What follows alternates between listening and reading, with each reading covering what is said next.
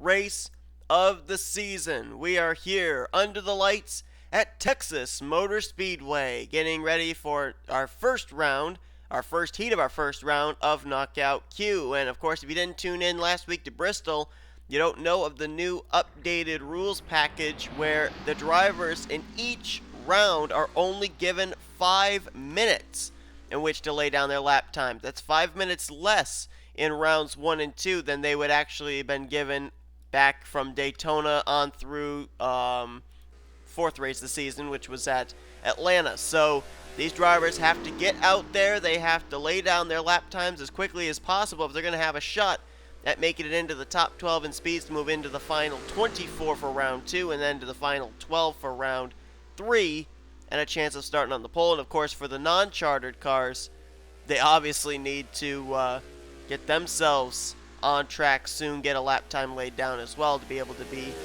in the hunt for getting into this main event race. Looking at Tweenix Racing's Dillon Poteet. Chartered car is his teammate James McLeod has been able to make a couple of races this season. Poteet hasn't been the best start to the season for that team, and trying to see if maybe he can race his way into the final 12. He actually, I think, has been in the final round a couple of qualifying sessions this season. And the first official lap time laid down is a 30.737, courtesy of the Vizio Hulu Plus Chevrolet.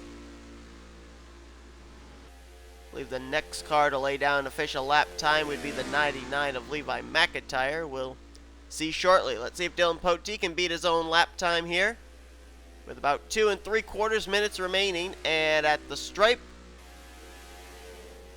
30.227. Jessica Shelton, Levi McIntire, Anthony McCurry, and Joseph Srigley have all laid down official lap times now, as well as Austin Mongold. And now, Shaun Gallighan jumps up to second place on the speed charts. Cody Llamas up to fourth. Benjamin Miles, last week's winner at Bristol Dirt, up to third. And now Mongold top of the charts. The lead for the speeds, I'm certain, are going to be changing every single lap, as Poteet almost beat Mongold's lap, but now McIntyre did. So we're just going to basically be keeping it for the most part on one driver. We'll follow the 99 as his lap time just got beaten by Shaun Gallighan. Levi McIntire running right now in the draft of Joseph Srigley. And the place that we have to really keep an eye on when we get to about a minute remaining in this session is 12th place on down, because that's going to determine who's moving into round number 2. And Levi just beat his lap time, but it was only good enough to be 7th fastest on track. Right now, Gallighan, Kyle Mathews, Poteet, Keith Batson up to 4th, Mongold 5th, O'Neill Baldwin 6th, Circulian 7th. That's 4 non-chartered cars in the top 7 right now. And somebody else just jumped up in there. That was Miles, now up to 3rd. So we're going to jump down and look at 12th place, which right now is currently held by the 44 of Elijah Gordon. No longer. He's now dropped out. Now on the bubble spot is Srigley. Now on the bubble spot is Carson Scott. And now it all changes up as now Baskinger is up in the 12th position. Srigley, McIntyre, they're out, and now Batson, now Mongold. It just keeps changing. You just got to keep your eyes on that 12th position. Now Voyles in 12th. Dunham's up to 11th. And now Voyles is out. Dunham on the bubble spot in 12th with about half a minute remaining. Who's leaving the fastest on track? It's still the 48 of Gallighan, so let's jump to him. Looks like he's in a good situation to move on to the next round. Right now running the slipstream of Kyle Mathews. Now Poteet on the bubble spot in 12th. O'Neill Baldwin, Austin Mongold, they'd be out. 29.572 is what Baskinger now beat. 29.565. Now he's on the bubble spot. Poteet would be eliminated. And now it's Fitzwater on the bubble spot in 12th. Zeros on the clock. 25 seconds left for cooldown. And now up to the 12th position is Stephanie Gardner in the 82. Fitzwater would be out of the next round. Still time for someone to lay down some kind of a lap time. Now Batson on the bubble spot in 12th. 6, 5, 4, 3, 2, 1. Is anybody going to beat 12th place? Doesn't look like it. Looks like Batson is going to get the final transfer spot in 12th place. I'm not going to exit out until we have officially closed down qualifying. There's still 13 seconds on the clock. I'm not certain if that's for the drivers to start slowing down or if someone's going to still get scored. Right now it would be Batson that would move on to the next round. Elijah Gordon there as well, and I'm pretty certain nobody's getting scored anymore, and no, they aren't. So the 12 drivers that will transfer into the next round of qualifying are Shaun Gallighan, Kyle Mathews, Leon Alvarise, Jessica Shelton, Daniel Voyles, Aaron Henderson, Kat Tellier, Benjamin Miles, Zachary Stultz, Jake Baskinger, Elijah Gordon, and Keith Batson. That is 5 non-charter cars in this first heat of the first round of qualifying that are going to be in the second round of qualifying, trying to battle for 7 available spots in the starting lineup. Drivers that officially will not be starting this week's race include Stephanie Gardner, O'Neal Balvin, Austin Mongold, Joshua Srigley, Matthew Dalio, Seth Cole, and Garrett Sidner. So, again, our 12 drivers to move on to round 2. Gallighan, Mathews, Alvarise, Shelton, Voyles, Henderson, Tellier, Miles, Stultz, Baskinger, Gordon, and Batson. That's 2 drivers out of KAB Motorsports moving on to the next round. So, let's get ready now for our second heat of our first round of qualifying. See what 12 drivers are going to join these 12 drivers in trying to battle into the last round, round 3, for a shot at starting on the pole. So we'll get ready here for the second half of the first round of qualifying. 5 non-chartered cars moving into the next round from the first heat of round 1, which means that if more than 2 drivers that are non-chartered cars move into the next round from this session, which I would be shocked if they didn't, then we're going to have some drivers eliminated from racing in the main event in round 2. Looking at the 55 of Holden Gluba, the Aaron's Dream Machine. Holden Gluba was a driver last season who went to victory lane at Watkins Glen. Now this season a non-chartered car out of Joe Gibbs Racing and just trying to make races now. And now on the clock for first official lap time of this second heat of the first round.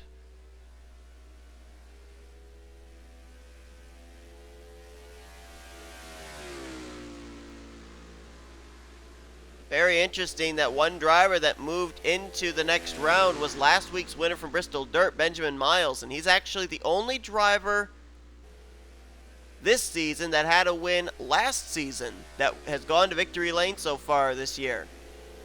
And a 30.666. Wow, okay. Interesting lap time there for Holden Gluba, first official lap time of the evening in this second half of our first round of qualifying.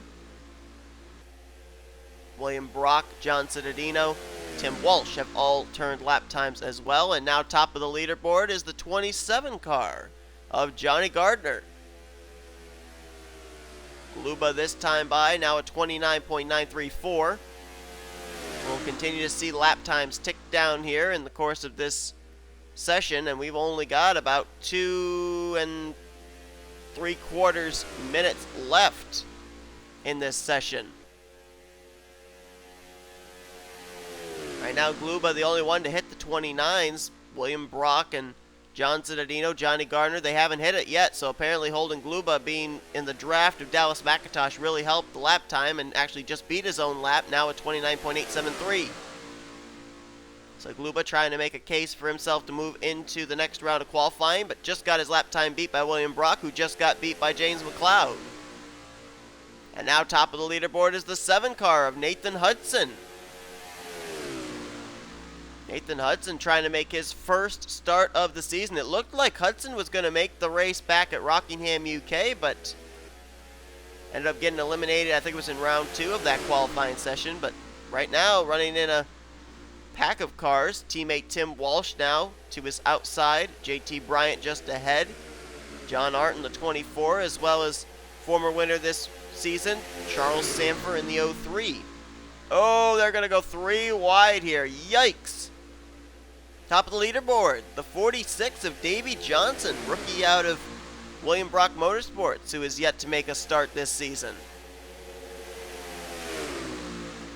Marty Johnson up there in third, Grayson Acevedo in second, and Tim Walsh looks like he's coming to pit road. Whoa, a little loose there through that corner there for Charles Sanford. And we're getting down close to the minute mark, which means we'll be scrolling down to 12th place to see who's going to be in the bubble spot, 12th place. Right now it is held by Tim Walsh, who we saw come to pit road. Cole Baker just outside. Now John Arndt moves to that spot, as now Holden Gluba and Tim Walsh are outside the top 12. Actually, I want to find the fastest car on track, and that would right now be John Arndt in the 24. Nathan Hudson now drops down to that 12th spot. Now he gets eliminated. McLeod in the bubble spot. Now he's eliminated. Now Zach Rogers on the bubble spot. 30 seconds remaining, but they'll also have another additional, I think it's 25 seconds to try and lay down a lap time. Kyle Keith, 13th fastest, not good enough to beat the 29.629 laid down by Zach Rogers. And now Rogers is out. Brock now falls to the 12th position. Now Cole Baker up to the 12th spot. Brock is eliminated. Fastest car on track, 29.057 laid down last time by John Arndt. And now Cole Baker's out. Marty Johnson in the bubble spot, as here comes Chris Dodd to the inside to pit road along with Joshua Michaels. Now Marty Johnson has to hang on for 18 more seconds. And John Arndt, by the way, just hit a 28.956. That car is flying, and now it's Emmanuel Hartnett on the bubble spot. No longer. Davey Johnson now on the bubble spot in 12th.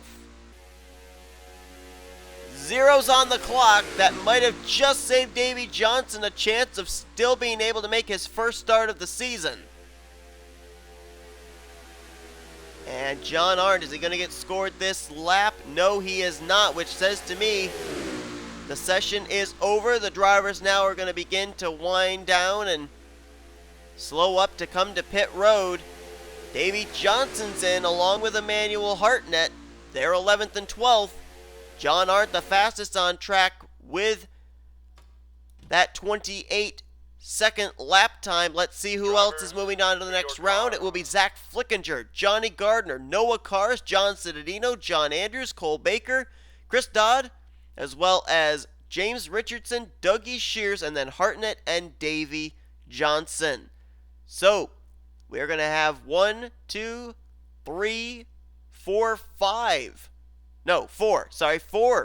non-chartered cars move on to the next round. This means 2 drivers will be going home that are making the second round of qualifying. Drivers that are going home at this point right now will be Marty Johnson, Zach Rogers, Kyle Keith, James McLeod, Nathan Hudson, Holden Gluba, Pichu London, Rocco Twyman, Joe Rockingham, Jason Haywood, and Marie Manobi.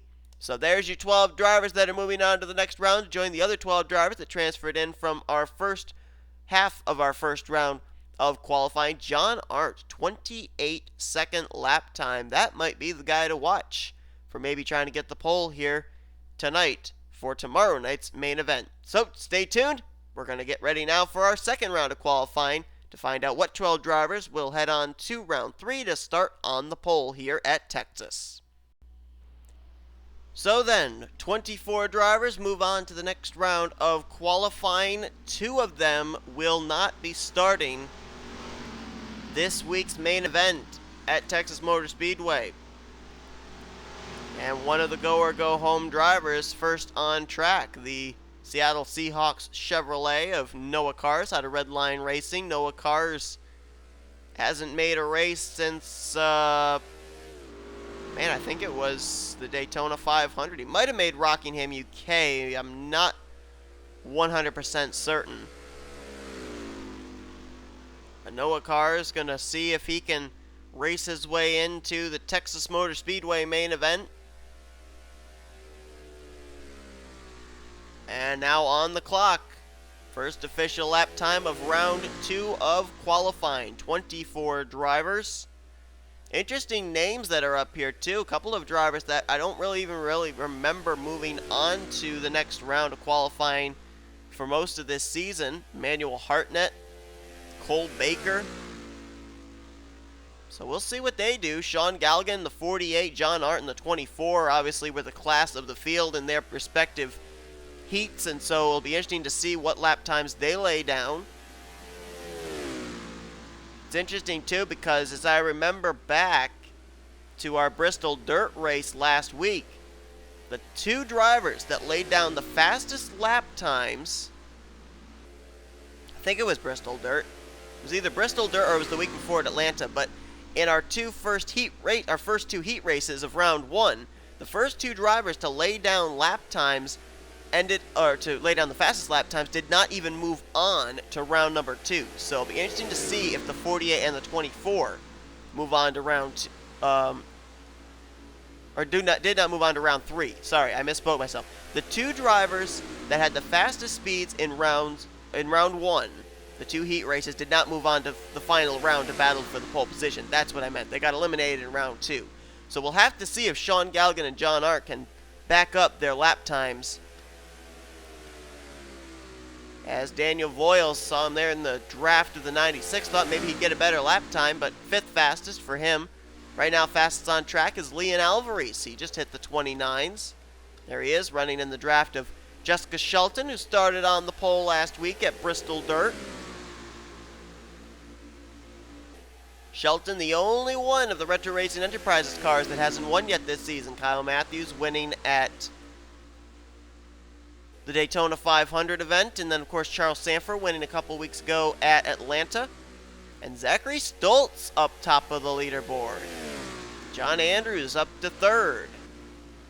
And how about Davey Johnson? I believe he is the only driver in this field, with maybe the possible exception of Stultz and Tellier, that's trying to make his first start of the season. Someone blew up.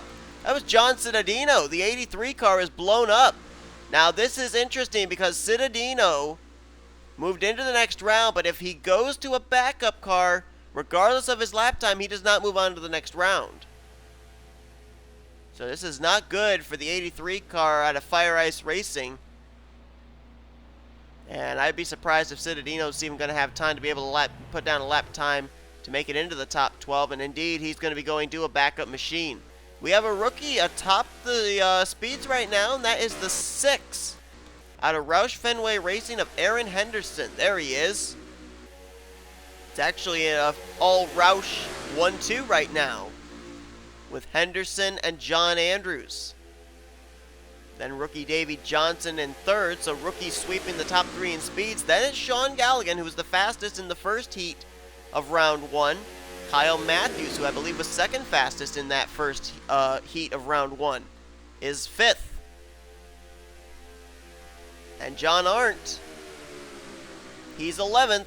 He would move on to the next round right now. The bubble spot currently is being contested between two teammates. Cat Tellier is 12th fastest. Keith Batson is 13th fastest. 10 seconds left. Can Tellier hang on? Right now, the two drivers that would be eliminated from competing in the main event would be Elijah Gordon, who is 22nd fastest, and Noah Kars, who is 20th fastest. Tellier still hanging on, 20 seconds remaining. Is anyone going to be able to knock Tellier off? Someone just did, I don't know who, and now John Arndt sits on the bubble spot. Might have been Alvarise, it might have been Shelton who jumped up there. I'm not certain which one. And wait a minute, Arndt's still there.